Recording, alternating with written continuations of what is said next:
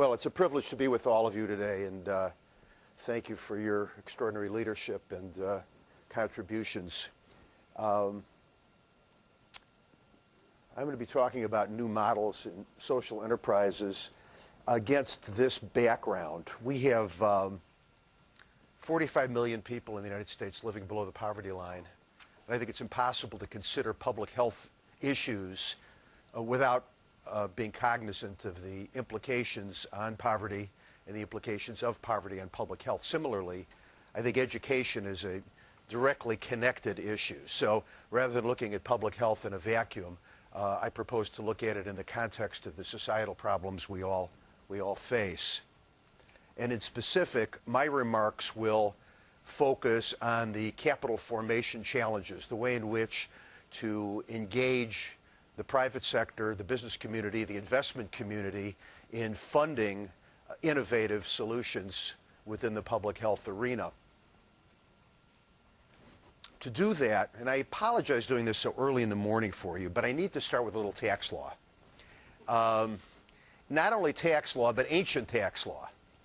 If we go back to the mid-1960s, we had a situation where private foundations, grant-making organizations, which then as now receive significant tax benefits, primarily in that monies going into the foundation were tax deductible on the returns of donors, yet the earnings within the foundation wrapper were generally exempt from federal income tax. Well, those benefits were afforded foundations because of the expectation that they would distribute cash for charitable purposes.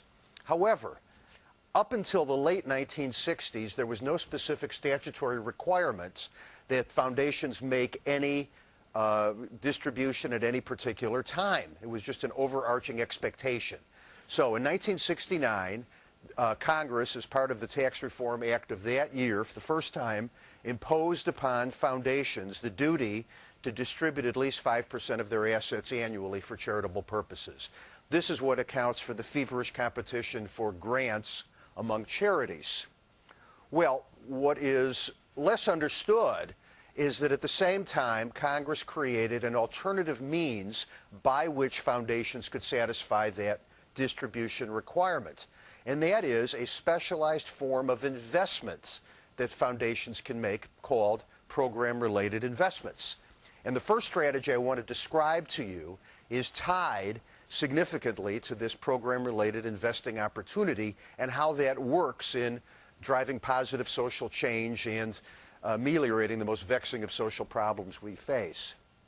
So the foundation today can do either meet its 5% distribution requirement through grants, through program-related investments, or through any combination of the two.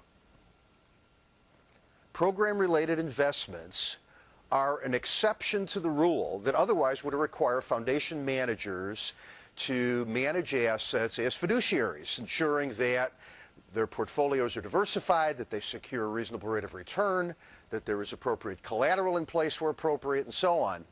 Here we're dealing, in fact, with speculative investments, high-risk investments that otherwise would subject the foundation and its manager to attacks for having jeopardized the mission of the foundation. And why is that? It's because the investments that qualify are themselves charitable. And here I'm using the expansive definition found within Section 501c3 of the Internal Revenue Code. So you can establish a business that pursues one or more of these activities. The foundation can assist in funding that business, and that funding will count just as if the foundation made a grant. Now, the program-related investment cannot have as its primary aim the production of income or the appreciation of assets. However, interestingly, there is no cap on either retrospectively or prospectively. However, program-related investments cannot be used to support or oppose candidates or campaigns or platforms or planks. Obviously, we're using tax-subsidized money here, so one candidate versus another ought not be advantaged. There are lots of ways in which program-related investments can be designed. Historically, most of them have been loans. When they are loans, we're talking about 0% loans, 1% loans, typically made to 501c3 charities. But we can also be talking about loan guarantees, loan participations, other kinds of structures. Any security that can be designed as a program-related investment, including equity investments. Now, when I say that, immediately it should be obvious that I'm not talking about charities any longer, because charities, of course, have no equity to sell. We're now in the for-profit mode, and we're going to talk about how the L3C, the low-profit limited liability company, capitalizes on this opportunity. This first is a list of some of the program-related investments in which my firm has had a hand, either representing the foundation, the business, an impact investor, or some other player around the social venture. And you'll notice, although not each of these directly and clearly calls out public health, each and every one of them, I would argue, has a public health implication and a public health benefit. And here are some more.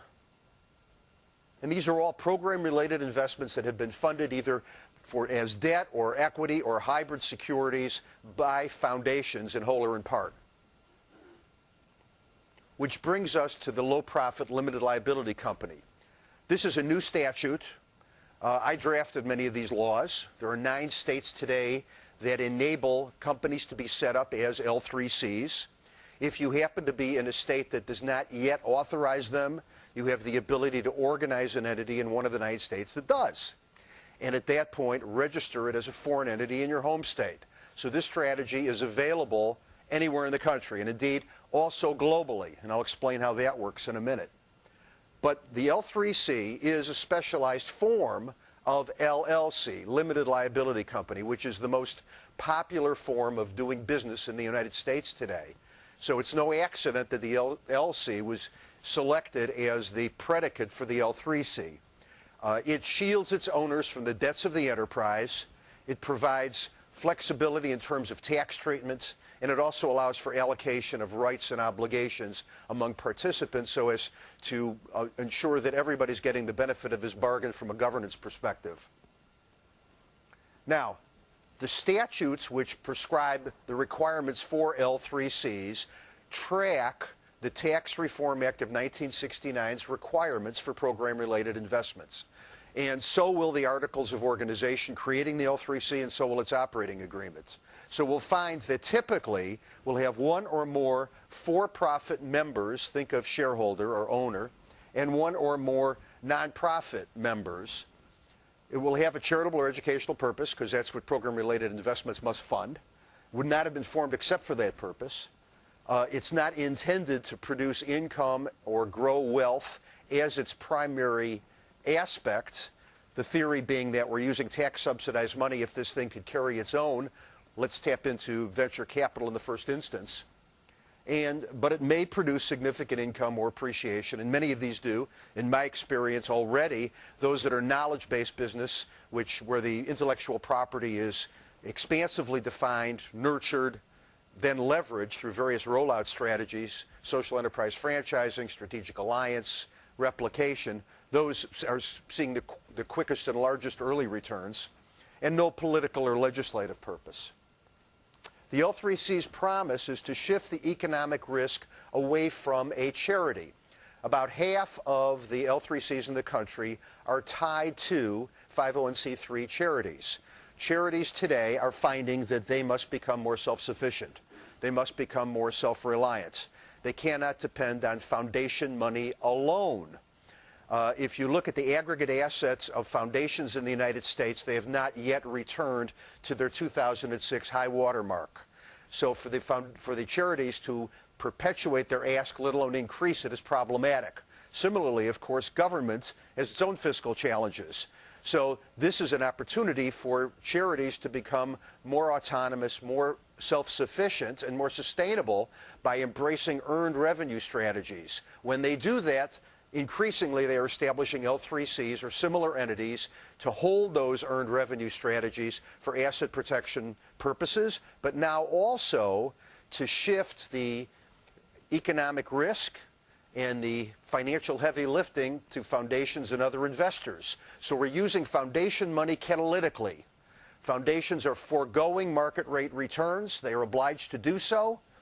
If it is a debt, I explained it's going to be nominal interest rate. Similarly, if it's equity stake, it's going to be a disproportionately low equity stake vis-a-vis its investments. By virtue of the fact that the foundation is foregoing market rate returns, it is effectively subsidizing returns to other investors who come in concurrently or subsequently. The theory now is to move from a philanthropic model toward an investment model, to engage the private sector investment community into social purpose ventures. So that's about half of the L3Cs in the country. There are about 600 of them now. The other half are freestanding social purpose businesses, many of whom are depending on program-related investments. Others are looking to brand themselves and position themselves as social enterprises with the belief that they will then be favored by consumers and other counterparties. So it encourages financial self-sufficiency. The foundation will often act as a social venture capitalist, providing not only money, but expertise, relationships, infrastructure, and standing by the social purpose business will itself give comfort to other investors that, hey, this is real and we have deep pockets behind us. It will be a leveraging technique, and I'm going to show you how this works because all of these strategies are heavily reliant upon leveraging, and they all should be. And the theory is here to drive a double or even triple bottom line result to a venture that has perhaps modest financial prospects, perhaps greater than modest financial prospects, but always the expectation of significant social impact. And it becomes a win-win for all stakeholders.